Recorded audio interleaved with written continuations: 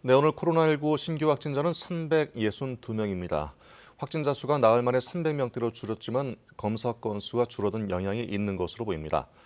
월요일부터 거리두기 단계는 하향되지만 수도권 중심의 조용한 전파가 여전히 우려스러운데요. 재난방송센터 연결해서 자세한 상황 알아보겠습니다. 이호준 기자, 오전에 들어온 신규 확진자 현황부터 전해주시죠. 네, 오늘 0시 기준 코로나19 신규 확진자는 362명입니다. 국내 발생 345명이고 해외 유입 17명으로 집계됐습니다. 위중증 환자는 4명이 줄어서 157명이 됐지만 사망자는 7명 늘었습니다. 나흘 만에 300명대를 기록했는데요. 확진자가 감소하고 있다고 보긴 어렵습니다. 검사 건수가 대폭 줄었기 때문인데요. 이번 주 화요일 보시면 검사 건수 약 8만 2천 건인데 확진자 303명 나왔습니다. 오늘 0시 기준 자료를 보면 설 연휴 때문에 검사 건수가 3만 6천 건으로 줄었는데도 확진자 362명으로 나왔습니다. 검사 건수가 50% 넘게 줄었지만 확진자는 오히려 증가한 겁니다. 연휴가 끝나고 다시 검사 건수가 늘면 확진자도 다시 증가할 수 있습니다. 지역별 현황을 한번 살펴보도록 하겠습니다. 서울이 오늘 가장 많은데요. 131명 기록했습니다. 다음은 경기도 97명입니다. 인천까지 합하면 수도권 확진자는 257명입니다. 국내 발생 확진자의 4명 중 3명이 여전히 수도권 지역에서 나오고 있는 셈입니다. 네, 수도권을 중심으로 감염 확산이 이어지고 있는데요. 주요 집단 감염 현황과 우려되는 점도 함께 전해주시죠.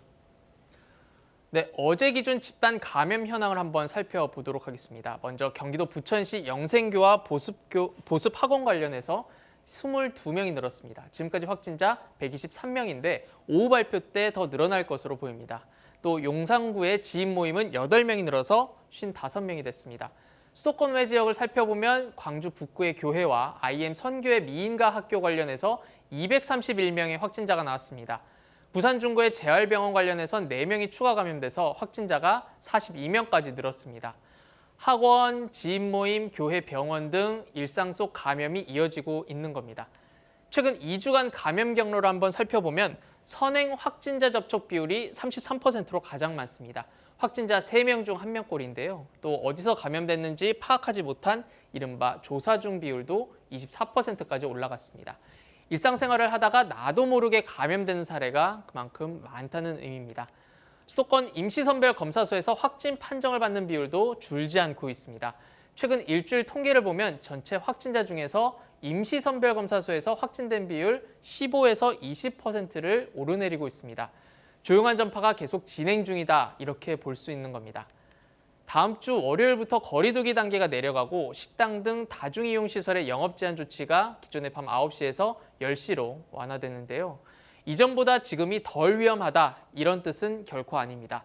스스로 거리두기와 개인 위생 수칙을 더 잘 지켜야 합니다. 지금까지 재난방송센터에서 KBS 뉴스 이호준입니다.